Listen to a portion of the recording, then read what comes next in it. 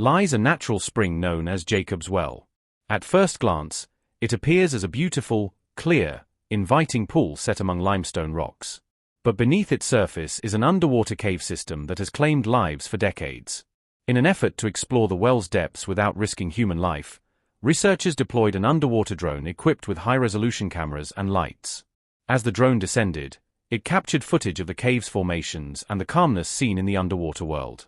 The images revealed narrow corridors, silt-covered floors, and chambers that seemed to stretch endlessly into darkness. In some areas, the drone encountered remnants of past dives, abandoned equipment, and personal items left behind by divers who never returned. But it was what the drone captured in the deeper chambers that terrified the whole world, simple yet extremely dangerous. Shadows across the screen and unexplained movements suggested the presence of something or someone in the dark. The footage was disturbing, raising questions about what truly lies beneath the surface of Jacob's Well. On a calm morning, a team of geologists planned to map the deep cave system inside Jacob's Well. They wanted to explore the parts that no human had safely reached. Because the well had a terrible history of losses, the team decided it was too dangerous for people to dive down. Instead, they chose to send a drone into the water. This machine, named Explorer, was built with special cameras and smart technology that helped it move through tight spaces without getting stuck. Mike Garfield was the person controlling the Explorer. He had spent many years working with drones and knew exactly how to handle tricky situations. On that fateful day, a small group of curious locals and journalists gathered to watch the mission. As Mike gently lowered the drone into the clear water, almost immediately, the drone's camera showed the beautiful, clear water inside Jacob's Well. Mike skillfully moved the Explorer down, deeper and deeper. The walls of the well were made of rock and curved around the narrow water path. Light from above quickly faded, and soon the drone entered the first chamber, about 30 feet deep. Mike guided the drone sideways into the second chamber, which sloped down and stretched ahead. Next came the birth canal, a narrow tunnel that had earned a bad reputation. The passage was so tight and full of loose gravel that even a small mistake could cause rocks to fall and trap something inside. Mike carefully slowed the Explorer's descent, using the drone's lights to reveal the gravel slope ahead. After passing the birth canal, Explorer reached the third chamber. This space was wider, with big rock formations and room to move more freely. The drone paused as Mike and the team scanned the area. The chamber seemed quiet and untouched, as if waiting silently to tell its story. Then, Mike pointed the drone toward the tunnel that led to the fourth chamber. The fourth chamber was the most feared part of Jacob's Well. As Explorer moved into the tunnel, the team felt a heavy silence. The drone's lights shone into the darkness, showing the tight and rocky path ahead. The walls seemed to close in as the drone carefully moved forward, avoiding loose rocks. Suddenly, Explorer's camera caught something shining in the dim light.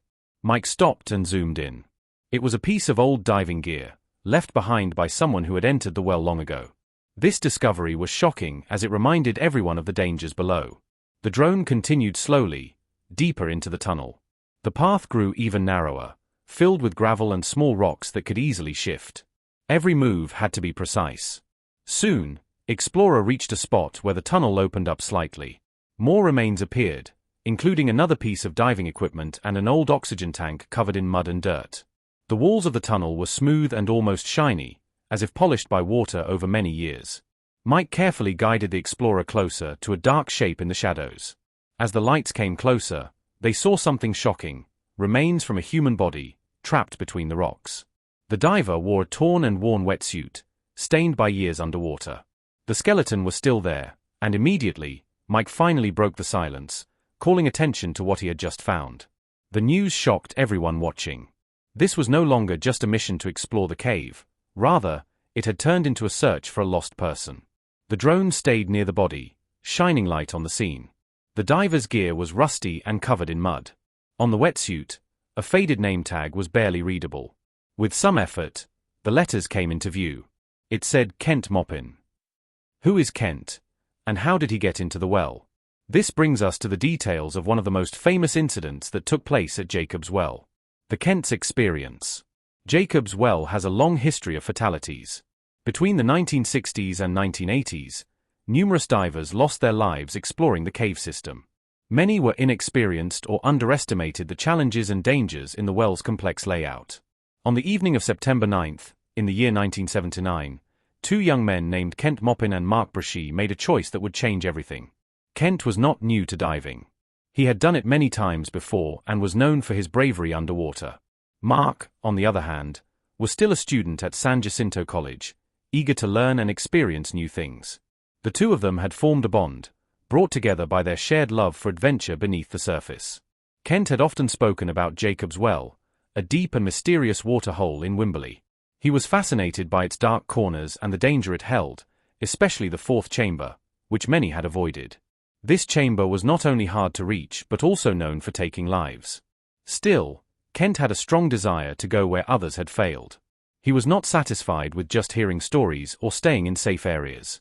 He wanted to see the place for himself, no matter the warnings. Together with Mark, Kent joined a group of divers from Pasadena. They camped out near Jacob's Well, preparing for the moment they would finally enter the depths. As night fell on that fateful day, Kent, Mark, and a few others put on their gear and stepped into the water. They knew the risks. Still, their goal was to reach the last chamber, the one that had scared so many before them. But Kent and Mark felt drawn to that chamber. It was not just about adventure for them. It was about pushing limits, proving to themselves they could face the unknown without being afraid. Instead, they appeared focused, pulling their tanks through the tight space, going in deeper. They didn't carry extra lights, and they had no safety ropes to guide them back. Their actions showed no signs of planning for trouble. They were simply driven by the need to go forward. Those who watched them go in could only wait and hope. After passing the third part of the cave, there was a small opening leading to another section. Many people who went through this part before never came back. On that important night, these young men stood at the entrance, slowly pulling their heavy air tanks behind them as they moved forward into the dark passage. Kent carefully moved his large metal tank backward through the tight space. Mark followed closely behind, doing the same thing. Joe watched quietly, feeling surprised and confused. Nobody had told him they planned to go this far. Mark disappeared deeper into the darkness without looking back. Joe swung his dive light from side to side, hoping to catch Mark's eye, but Mark didn't react. His eyes stayed on the tank as he pulled it further into the shadow. Joe understood this was dangerous. Kent and Mark used steel tanks with less air than Joe's aluminum one. Since they were going deeper, they would use their air faster. Joe felt his air running low and knew things were serious. He hit his tank with his knife to get their attention, but no one answered. Losing hope, Joe kept his light shining into the tunnel, hoping Kent and Mark would see it and find their way out. When Joe finally came back to the surface, the water had turned cloudy and unclear. This might have happened because stones slid down or the scared divers stirred up dirt. Joe's heart dropped, knowing Kent and Mark were likely gone. Soon, a police officer came and told Don Dibble and Paul Battaglia about the incident. Don, who was an ex-Navy diver with the highest diving certificate. Even though the chances of finding Kent and Mark alive were low, Don, Paul, and two others from the volunteer rescue team decided to try. They grabbed gear from Don's dive shop and quickly went to the site. When they arrived, they found the other divers who had escaped. These divers were tired and shaken after searching without success. One of them said he saw something that looked like bodies covered by stones inside the cave. Don looked at the deep, dark hole of the well. It was night, and the opening looked very scary. He decided it was safer to wait until morning before trying to recover the bodies. Quietly, Don spoke to the lost divers, as if telling them to wait for daylight. The team got ready carefully for the next day. They knew the well was dangerous. Strong water currents, narrow spaces, and loose stones made the dive hard. The deepest part of the cave, where Kent and Mark disappeared, was the most dangerous. Many people who went there did not return. Even so, the team was ready to face the risk of bringing their friends back. When the sun came up, the water was still dark and calm. At 10 in the morning, the team arrived again at the well. Two divers started carefully moving the gravel in the narrow passage. They used small tools called trowels to clear a path big enough to get through. But instead of making things easier, moving the gravel made the situation worse. The dirt and stones became unstable and harder to manage. Don heard different opinions about whether the rescue was possible. After thinking it over, he decided to dive into the well himself. He took a game warden named Calvin Turner with him for help. As they went down, they left extra air tanks at 25 and 75 feet in case they needed more air. They also put out safety lines to guide them back. Once deep inside, They shined their lights up toward the ceiling of the third room. They wanted to be sure the bodies were not floating above them where they could not see. The place where the two missing divers had last been seen was still blocked by gravel and stones. Don checked how much air he had left. His gauge showed 1,100 pounds per square inch. This meant he had about 10 minutes to breathe at that depth. Carefully, he pushed his head and shoulders into the narrow opening. He held the safety line with one hand and shone his light forward with the other. All he saw were small gravel pieces hitting his mask as water flowed quickly through the tight space. At this point, something shocking was discovered. The fatal gravel bed. Don understood that bringing the bodies back would not be possible unless the thick layer of loose gravel was cleared first. But before anything could be done, something terrible happened. Gravel shifted suddenly and trapped him at the entrance of the narrow passage. The water turned cloudy, and Don could not see anything. His arms were stuck, and he could not make noise by banging on his tank or signaling for help. As he struggled, his breathing became faster. He knew this would use up his air quickly, and it did. He was running out of time and out of breath.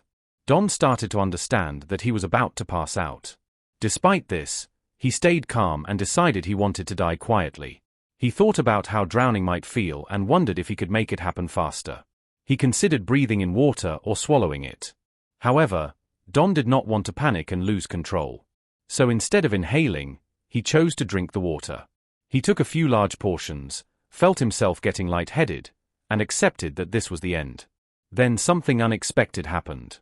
His body reacted on its own and began to jerk. That motion freed him just enough. Water had filled his mask, but he could now see. In front of him, Calvin Turner appeared and offered him a spare regulator. Don grabbed it and breathed deeply, grateful to still be alive. Still, the incident was far from over. Don had taken in too much air during his dive, and some of it had filled his stomach instead of just his lungs. As he rose toward the surface, the pressure in the water dropped, and the air inside his body started to expand. He tried to let the air out, but he could not. The pressure and pain kept building. Don knew he had to get to the surface quickly or risk getting decompression sickness, which can be fatal. He pushed on, feeling incredible pain as the gas inside him kept growing. By the time he made it out of the water, his belly looked like he was 9 months pregnant. Once out of the water, Don pulled the regulator from his mouth and screamed. But the pain did not stop. He continued to suffer for 12 more hours. The way his body reacted was something no one had ever seen before.